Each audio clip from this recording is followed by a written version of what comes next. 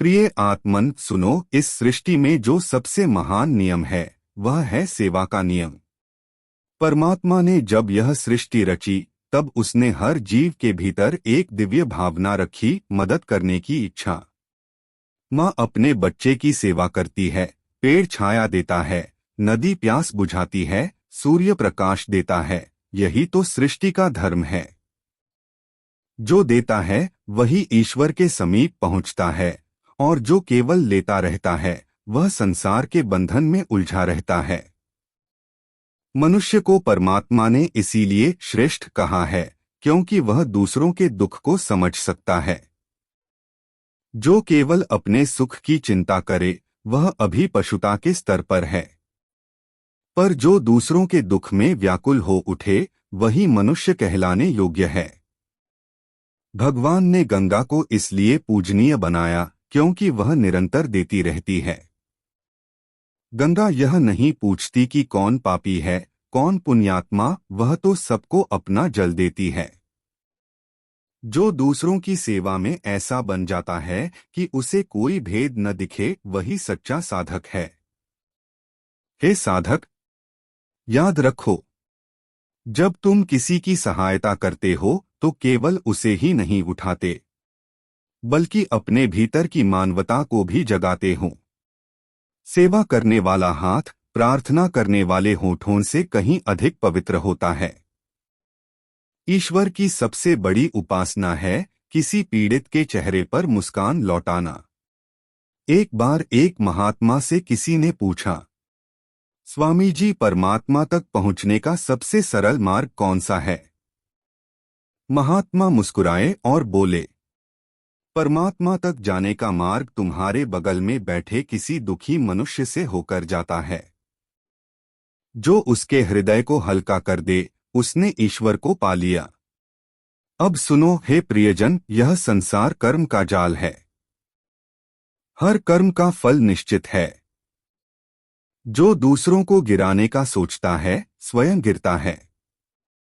जो दूसरों को उठाने का प्रयास करता है स्वयं ऊपर उठता है।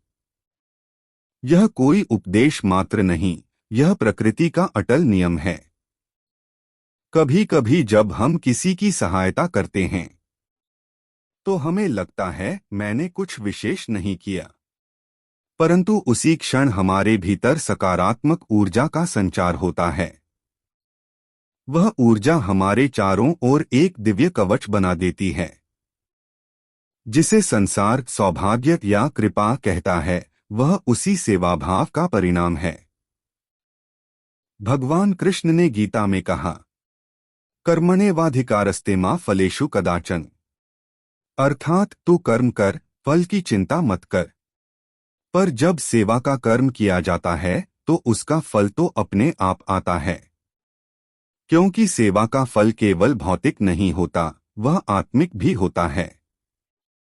देखो, जब कोई व्यक्ति भूखा हो और तुम उसे भोजन दे दो तो तुम्हारे भीतर जो संतोष जन्म लेता है वह किसी भी भोग या धन से अधिक आनंददायक होता है। वह आनंद ईश्वर स्पर्श है। वह कहता है, तूने मेरा कार्य किया, अब मैं तुझ पर अपनी कृपा बरसाऊंगा। एक कथा याद आती है। एक संत वन में ध्यान कर रहे थे। पास में एक छोटा सा पंछी घायल होकर गिरा। संत ने अपना ध्यान तोड़ा, उस पंछी को उठाया, जल पिलाया, पत्तों से घाव ढका। थोड़ी देर बाद पंछी उड़ गया।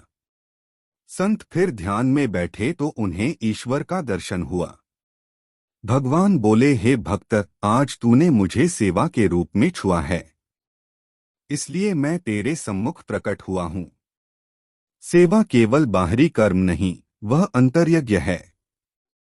जब हम किसी की मदद करते हैं तो हम अपने भीतर के ईश्वर को प्रसन्न करते हैं, और जब ईश्वर प्रसन्न होता है तो जीवन में हर मार्ग सरल हो जाता है।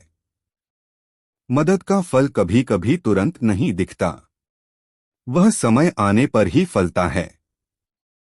जैसे बीज बोने के बाद पेड़ को बढ़ने में समय लगता है, वैसे ही सेवा का बीज भी धीरे धीरे फल देता है। पर जब देता है तो संपूर्ण जीवन को सुगंधित कर देता है। हे मानव, समझ ले, मदद करना कोई दान नहीं, यह तेरा धर्म है। तू इसलिए पैदा नहीं हुआ कि केवल अपना सुख बढ़ाए। तू इसलिए आया है कि दूसरों के जीवन में प्रकाश फैला सके। जब तू किसी की सहायता करता है तो वास्तव में तू ईश्वर के कार्य में भागी बनता है, क्योंकि परमात्मा सबकी सहायता स्वयं नहीं करता, वह मनुष्य के माध्यम से करता है। जब तू किसी के आंसू पोंछता है तो जान ले कि उस क्षण स्वयं भगवान तेरे भीतर काम कर रहे हैं। यह मत सोच कि तुझसे छोटा कोई है। हर जीव ईश्वर का अंश है। कभी तू सहायता दे, कभी तू सहायता पाए, यही जीवन का चक्र है।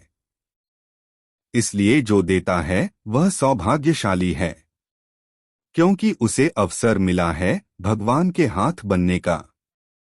एक प्रसंग में शिवजी पार्वती से कहते हैं, देवी, जब कोई मनुष्य किसी भूखे को अन्न देता है, किसी गरीब को वस्त्र देता है, किसी दुखी को सांत्वना देता है, तो वह मुझे ही अर्पण करता है। ऐसे व्यक्ति को मृत्यु भी छू नहीं सकती, क्योंकि वह स्वयं जीवनदाता बन चुका है। याद रखो, सेवा का फल केवल पुण्य नहीं देता, वह तुम्हारे जीवन में ऐसी आभा भर देता है कि नकारात्मकता पास भी नहीं फटकती। ऐसा व्यक्ति जहां जाता है वहां शांति और प्रसन्नता फैलती है।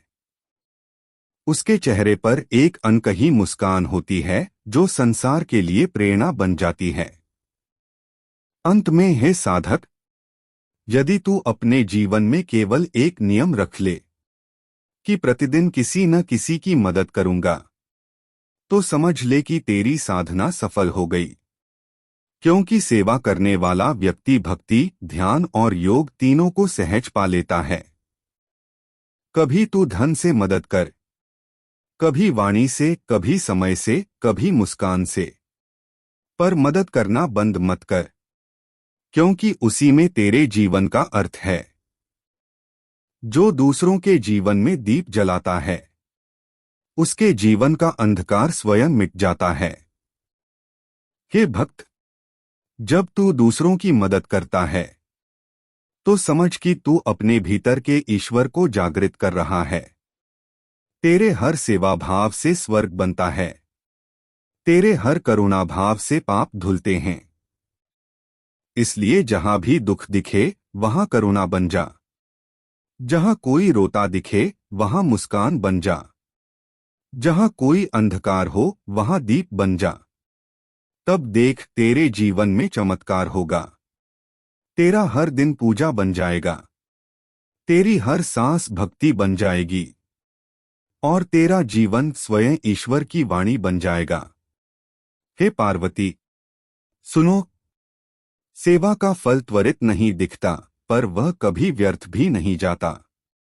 जिस प्रकार बीज मिट्टी में दब जाने के बाद भी अपनी जीवन शक्ति नहीं खोता, वैसे ही मदद का भाव भी ब्रह्मांड में अंकित हो जाता है। समय आने पर वही भाव तेरे जीवन में किसी अदृश्य कृपा के रूप में लौटता है।